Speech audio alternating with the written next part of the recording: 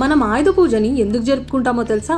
మహిషాసురుడు అనే రాక్షసుడికి బ్రహ్మదేవుడు నీకు మగవారి చేతిలో మరణం లేదు అని వరమిస్తాడు. అందుకు మహిషాసురుడు విచ్చలవిడిగా రెచ్చిపోయి ముల్లోకాలను తన ఆధీనంలోకి తీసుకోవాలని చూస్తాడు. అప్పుడే బ్రహ్మ, విష్ణు, మహేశ్వరుడితో పాటు దేవదేవళ్ళు అందరూ వాళ్ళ శక్తిని ఒకటిగా చేసి ఒక మహాశక్తి రూపాన్ని పుట్టిస్తారు.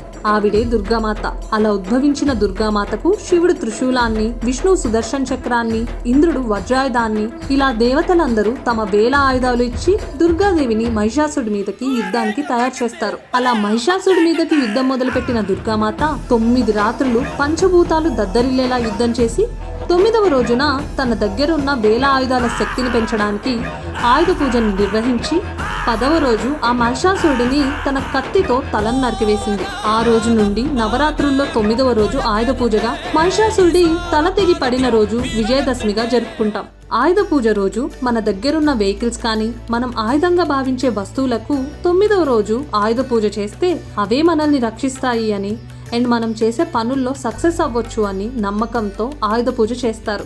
మీ ఇంటి ఆయుధ పూజని శుభంగా జరుపుకోవాలనుకుంటున్నారా?